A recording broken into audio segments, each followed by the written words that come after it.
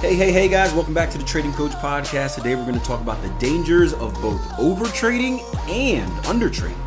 Now today's podcast comes from a recording from a video series we have on YouTube called The Trader Coffee Break. This is where Jason Greystone and myself get together and just have a little bit of water cooler talk about what's happening in the markets. If you want to catch it live and be part of the discussion, join in every Wednesday at 10 o'clock a.m. New York, 3 p.m. UK. Just YouTube search The Trader Coffee Break on YouTube. Hit that subscribe button and you won't miss the next time we go live. Amazing. So look, we're going to be talking about overtrading today.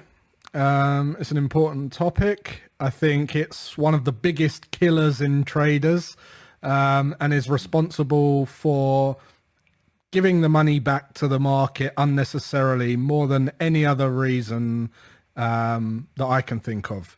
What do you think, Akil? Yeah, I would agree. And this was a question I got a couple times over the last week. We never know what we're going to talk about in these things. We kind of just meet over the virtual water cooler and just have at it. And I was like I said, Jason, what do you think about overtrade? He says, you know what?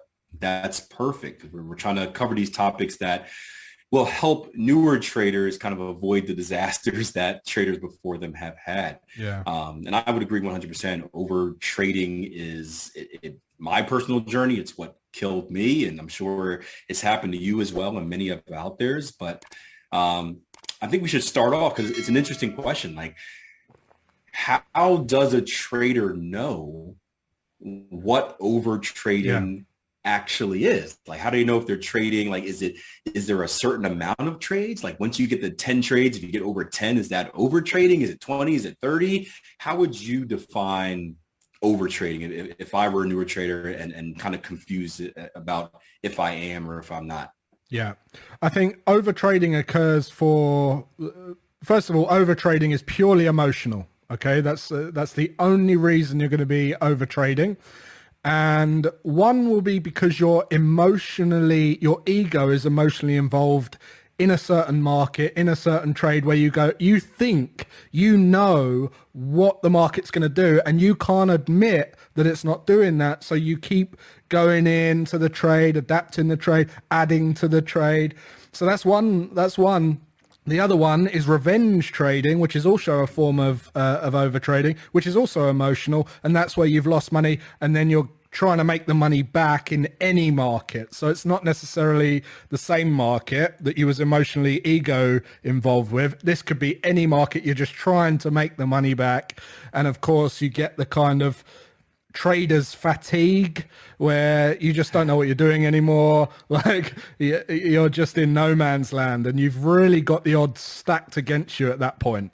Let us know in the comments if anyone has experienced either of those. I know I have in the past, Kill. What about you? Yeah, of course. I would say it happens so quickly too, doesn't it? It's like with you refer to these emotions, man, and these emotions are the killer because it's as human beings, it's natural that we have emotions, but it happens so quickly where you're doing everything right. Maybe you took the last 5 trades correctly, you're following your rules, your setups, and then you get the one that just like it hits or pulls that string in you, and before you know it, it's like you go crazy. It reminds me of what was the movie? 300, right? 300, yep. the Spartan movie. And I forgot the character, but it was like a dad and a son, and the son went out there and got killed, and the guy went into like blood rage. Like he just he broke the line, he forgot the whole plan, he went out there and just went crazy, and it was purely emotional, like he was blinded. And you see traders doing the same thing as the market. They just get blinded, and before you know it, 4 or 5, 6 trades at all different type of position sizes, and it usually ends wrong. It ends wrong, and sometimes it ends in blowing your account. Oh yeah. I mean, that's if you're lucky, you stop yourself before that happens. Yeah. So we were talking about something today. I think it was overtrading or some sort of breaking your rules, and I said it only ends one way. Like you go broke. Like that's the final stop loss for people when you literally can't trade anymore because you've hit margin call and your broker has shut you down. Yeah, and it doesn't get to that point. It's a very it takes a lot to stop and realize what you're doing. It takes a big person to go, look, I've got to stop now. This is wrong. But the biggest problem with it is it's like the more you do it, the more you're likely to not think straight. So it's kind of a spiraling kind of damaging state to be in, because the more you get wrong, or the more you steer or veer away from your trading system, your disciplined trading system, the more you're beating yourself up, the more you hate yourself, the more you're getting, agitated. You're saying, why am I doing this? And you're getting upset. More emotions are getting involved. That's going to cause you to trade worse. And it's like a self-perpetuating kind of rut that you get stuck in. And I know many people go through that. So I guess overtrading. What can we do to not overtrade? There's a question, Akil, for you. Well, the simple answer, the coaching talk answer that you guys are going to hate is you follow your plan and you only follow your plan, right? We believe in a rules-based trading strategy where we have, and your rules can be as flexible, as tight as you want. Like, I don't know about you, Jason. Like, I don't really care what people's rules are. As long as you have rules, as long as you have that guidance, you don't have to trade like us. You can trade differently. You can have very strict binary rules. You can have looser rules that allow you to have a lot of discretion or whatnot. It doesn't matter, but you need rules. And we judge trades around here off of good and bad. It's not, we call it process over outcome, right? Yeah. So it's not about, did the trade win? Did the trade lose? Did I make money? Did I lose money? It's about, was it a good trade? And a good trade is defined by a trade in which you follow all your rules. You make no mistakes, right? Win, lose, or draw. A bad trade is defined as a trade where you break your rules. Yeah. So win, lose, or draw. You can make money on a bad trade. You can lose money on a good trade. And there's no quota or anything for how many trades you should take, right? I'm not a believer in, only taking a certain amount and stopping. Again, aside from any like emotional reasons, I'm not a big fan of saying like, there's a quota that I need to hit. If I don't take 20 trades by the end of the month, something happens, right? You take all of the quality trading opportunities, the good opportunities that meet your rules. And if you do that, you're not going to overtrade. So, over trading, like you said, comes from emotions, and emotions come from how you approach the market. If you approach the market in a methodical way where every time you look at a chart, right, you analyze it the same way, you go through your process. Okay, if this, then that, if this, then that, if this, then that, you're more likely to follow your rules. If you're just jumping all over the place, then you're going to get in those situations where you find yourself in trades that you want to be in. And typically if you feel or believe all that fun stuff, it's going to be based off of emotions, and it's going to be hard to be consistent in doing that. What I would say is, not many people talk about this, but normally, I'm not saying in every situation, but over trading is kind of something you do after you've lost. Okay, but there's also under trading when you've had a big win. Yeah. So it's just the same thing. So this happened to me in the 3rd of April 2020. I had a big trading day and I stopped trading. So you could class that as under trading, and it was the same thing. Emotions. I didn't really know what to do. I kind of, I didn't know, with all the COVID stuff going on, I didn't know if I should carry on or keep trading. I had an experience where I felt comfortable and I felt that I could ease off the accelerator and stop. Now, that could be damaging, because that win that I had, could be followed by 8 months of losing trades, and it's just as damaging. So normally over trading is followed by losses and you try and make up for the wins, but there's also under trading, which you've had a big win and you think, oh, I don't need to do anymore. And then, over time, which we all should be focused on over a long period of time, we want to approximate a certain yield, a certain return, and we might not get that as a result of under trading. So it works both ways, and it's both caused by emotions. Now there are situations where you'll overtrade after a win, and that's when you get cocky. So some people they hit a strike and then they go, right, I know what this market's going to do. I'm going to get loads of trades on and do that, and you get kind of cocky and you can overtrade that way. Has anyone done that? Akil, have you heard of anyone doing that? Have you done that? Oh yeah, man. I used to be a cocky SOB, man. I couldn't be stopped. I'd crank that position size up and I'd crank it right into a loss, man. I tell you what. But It's funny. It's funny you mentioned that story about the overtrading, undertrading. 'Cause I just spoke to a trader the other day who said, and I hope I remember the story correctly. Um, he was talking about, he's like, Akil, he said, I go in these winning streaks, or I have these, I go in this like 2 week period of like good returns. I'm making profit. And then I go in like a 2 day period of when I blow it all. Right. And I'm like, okay, so I'm trying to figure this thing out. And usually it's like, oh no, you got cocky, you were trading too much and you over traded and blah, blah, blah. You blew it all because you were being dumb. And it was exactly the opposite. So it was what you said. This trader was under trading during his wins, Yeah. over trading during his loss. So he'd have like 2 good wins in a row and get scared to death to ever place another trade. So he'd jump his equity curve up and then he'd stop because he didn't want to give it back, right? And he probably missed some quality trades there. On the other hand, once he lost, he had to make it back. So he would over trade while he was losing and blow whatever he won. Because like at first I'm like, okay, risk management problems, position sizes, stuff like that. None of those.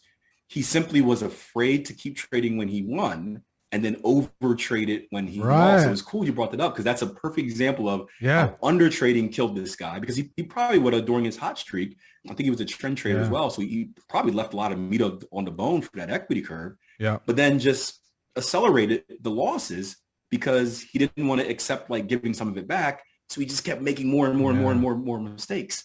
That's you don't hear about that a lot, but that's a real thing out there. And that's a good. So one creates the other and causes the other, which is like double damage, right? And imagine you're under trading. Okay, imagine let's just say that so let's flip it on its head and give the only example we haven't given yet, where you take losses and then you under trade because you don't want to take another loss.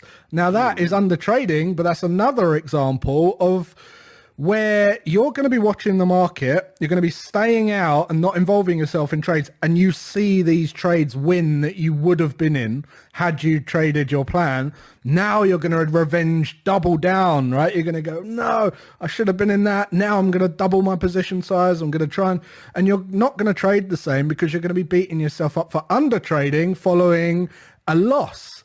So look, you can overtrade following a loss, overtrade following a win, undertrade following a loss, undertrade following a win, which is why the answer to this is to be consistent and follow your plan. As Akil said, you have a plan, you trade it, you don't get excited by wins or depressed by losses. You just focus on the long-term plan, which is all easy in hindsight. But I think maybe we should share some advice, or maybe we should discuss what people can do if they do have a big loss or they do have a big win. I can tell you that from experience, go for a walk, get away from the charts, join the coffee break, lets off some steam, right? Have the rant.